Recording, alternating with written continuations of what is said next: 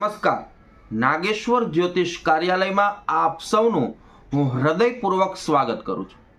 મિત્રો, તમારા બિઝનેસમાં આગળ ન વધતો હોય, ગ્રોથ ન આવતો હોય તો તેના માટે સરળ અને સહજ હનુમાનજી મહારાજનો સુંદર ઉપાય આજે હું તમારી સમક્ષ રાખવા જઈ રહ્યો છું. તમે જે બિઝનેસ કરો છો, જે નોકરી કરો છો અથવા તો વ્યાપાર કરો છો, તેમાં ધનનું આગમન ન થતું હોય, ઘણી બધી મહેનત કરતા હોવ પણ સફળતા ન મળતી હોય, ધન આવે અને તરત વયું જાય, આવક કરતાં જાવકનો ગ્રોથ વધારે હોય, ધન ટકતું ન હોય, તો તેના માટે સુંદર અને સરળ હનુમાનજી મહારાજનો ઉપાય તમારી સમક્ષ રાખવા જઈ રહ્યો છું. મિત્રો, હનુમાનજી મહારાજ જે છે તે બળ બુદ્ધિના દાતા છે. હનુમાનજી મહારાજની કૃપાથી સર્વ કષ્ટ દૂર થાય છે અને ધનનું આગમન પણ અવશ્ય ભગવાનની કૃપાથી થાય છે. હનુમાનજી મહારાજને 7 ચિરંજીવોમાંનું સ્થાન આપવામાં આવ્યું છે. હનુમાનજી મહારાજને પરમ ભક્ત કહેવામાં આવ્યા છે. હનુમાનજી મહારાજની શ્રદ્ધા ભાવપૂર્ણ કોઈ પણ વ્યક્તિ ભક્તિ કરે ને તો ભગવાનની કૃપા તેના ઉપર અવશ્ય થાય છે. મિત્રો, આ ઉપાય જે છે એ અતિ સરળ ઉપાય છે. કોઈ પણ વ્યક્તિ આ ઉપાય કરી શકે છે અને આ ઉપાયના માધ્યમથી તે હનુમાનજી મહારાજ અને ભગવાન શ્રી રામની કૃપા અવશ્ય પ્રાપ્ત કરે છે અને તે સર્વ સિદ્ધિ પામે છે. મિત્રો, આ ઉપાયની શરૂઆત કેવી રીતે કરવી જોઈએ, આ ઉપાય કેવી રીતે કરવો જોઈએ તે તમે ધ્યાનપૂર્વક સાંભળજો, તો જ તમને ઉપાય કરવામાં સરળતા રહેશે. જો તમે આ વિડીયો શાંતિથી નહીં સાંભળો, આ ઉપાય કેવી રીતે કરવો જોઈએ તે પૂર્ણ નહીં સાંભળો, તો ઉપાયનું મહત્વ તમને નહીં ખબર પડે અને અધૂરા ઉપાયથી તમારી કાર્યમાં તમને સિદ્ધિ નહીં મળે. માટે આ વિડીયો સંપૂર્ણ અવશ્ય જોજો. મિત્રો, આ ઉપાયની શરૂઆત શનિવારના દિવસથી કરવાની છે અને સાંજના સમયે આ ઉપાય કરવાનો છે. સૂર્યાસ્ત પહેલા આ ઉપાય કરવાનો છે.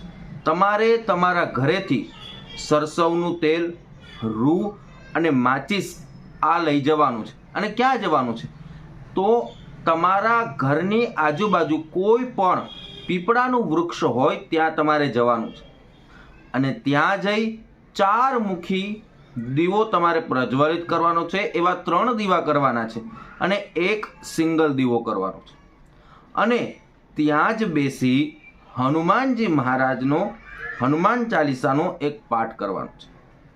પાઠ કરી લીધા પછી, ભગવાનને પ્રાર્થના કરી લીધા પછી તે પીપળાના વૃક્ષના 11 પાન તોડવાના છે અને કેસર અને ચંદન મિશ્રિત કરી તે પાન ઉપર જય શ્રી રામ તમારે લખવાનું છે અને તે 11 પાનની માળા બનાવી તમારે હનુમાનજી મહારાજના મંદિરે જવાનું છે.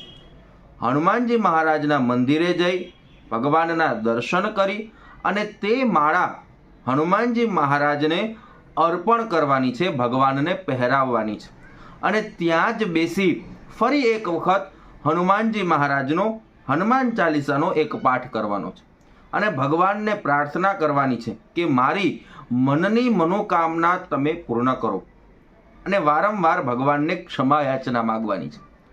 આ ઉપાય એકદમ સરળ છે.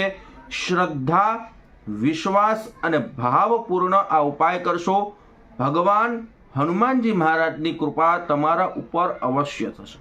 અને આ ઉપાય સતત તમારે 11 શનિવાર સુધી કરવાનો છે. આ ઉપાય કરશો, તમારા બિઝનેસમાં ગ્રોથ વધશે, ધનની અભિવૃદ્ધિ થશે, તમે જે મહેનત કરો છો તેમાં તમારી સફળતા અવશ્ય થશે અને જાવકનો દર ઓછો થશે. મિત્રો, આવો જ હું બીજો ઉપાય પણ તમારી સમક્ષ રાખવાનો છું, પણ તે પહેલાં મારી એક નમ્ર પ્રાર્થના છે. જો તમને આ વિડીયો પસંદ આવે તો અવશ્યથી લાઈક કરજો. મારી ચેનલને હજી સુધી સબસ્ક્રાઈબ ન કરી હોય તો અવશ્યથી સબસ્ક્રાઈબ કરજો. આ વિડીયો તમને પસંદ આવે તો તમારા ફ્રેન્ડ સર્કલમાં જરૂર ને જરૂર શેર કરજો અને બેલ આઇકન અવશ્ય દબાવજો, જેનાથી આવા જ સહેલા સરળ ઉપાય દ્વારા બનેલા વિડીયો મારા સૌથી પહેલાં તમને પ્રાપ્ત થાય. અને મિત્રો, જો તમે જન્મ કુંડલીનું વિશ્લેષણ કરાવવા માંગતા હોવ તો તમારી જન્મ તારીખ, જન્મ સમય અને જન્મ સ્થળ અહીંયા વોટ્સઅપ નંબર આપેલ છે, તેમાં મોકલી આપો. તમે પેમેન્ટ કરી આપશો, જે સુનિશ્ચિત કરેલું છે, તમને સમય આપવામાં આવશે, એ સમયે તમે કોલ કરશો, આપને માર્ગદર્શન આપવામાં આવશે, જન્મ કુંડલી આપને આપવામાં આવશે. અને મિત્રો, જો તમે ઓફલાઈન મળવા માંગતા હોવ મને, તો મારી ઓફિસ સુરતમાં જ છે. આપ અપોઇન્ટમેન્ટ લઈ અને મને મળી શકો છો. હવે મિત્રો, હું બીજા ઉપાયની વાત કરું તો બીજો ઉપાય પણ આપને શનિવારથી જ પ્રારંભ કરવાનો છે. અને આપે જે પહેલાં મેં ઉપાયમાં જણાવ્યું આપને એ જ પ્રમાણે કરવાનો છે. પણ તે વડના વૃક્ષ પાસે તમારે જવાનું છે. ત્યાં જઈ તમારે 4 મુખી 3 દીવા કરવાના છે, એક સિંગલ દીવો કરવાનો છે. ત્યાં બેસી હનુમાનજી મહારાજનો હનુમાન ચાલીસાનો એક પાઠ કરવાનો છે અને ત્યાંથી એક જ વડનું પાન તોડવાનું છે. તેમાં જય શ્રી રામ લખી હનુમાનજી મહારાજના મંદિરે જઈ ભગવાનને તે સ્પર્શ કરાવી અને તે પાન તમારે લાલ કપડામાં વીંટી દેવાનું છે અને તમારી ઘરની તિજોરીમાં તે રાખવાનું છે. આવું પ્રત્યેક શનિવારના દિવસે તે પાન બદલવાનું છે અને 11 શનિવાર સુધી કરવાનું છે. તમે શ્રદ્ધા, વિશ્વાસ અને ભાવપૂર્ણ આ ઉપાય કરશો, ભગવાનની કૃપા તમારા ઉપર અવશ્ય થશે અને ધન સંબંધિત જે કંઈ પણ સમસ્યા છે તે બધી સમસ્યા ભગવાનની કૃપાથી અવશ્ય દૂર થશે. અને જો 11મું જે પાન છે તે પાન તમારે સાચવીને રાખવાનું છે અને અન્ય જે પાન છે તે જળાશયમાં તમારે વહેતું કરવાનું છે. અને જો એ પાન 11મું પાન બગડી જાય તો ફરી વખત તમારે આ પ્રયોગ કરવાનો છે. પ્રયોગ કરવામાં કોઈ પણ સમસ્યા આવતી નથી. સરળ ઉપાય છે, સરળ પ્રયોગ છે. ગમે ત્યારે અને ગમે તેવી રીતે તમે કરી શકો છો. શુદ્ધ મનથી, શુદ્ધ વિચારથી આ ઉપાય કરશો, આપને અવશ્યથી સફળતા પ્રાપ્ત થશે. મિત્રો, આવી જ રીતે હું તમારી સમક્ષ ઉપાયો સરળ મૂકતો રહીશ, અન્ય જાણકારીઓ મૂકતો રહીશ. યુટ્યુબ દ્વારા ફરીથી મુલાકાત કરીશું.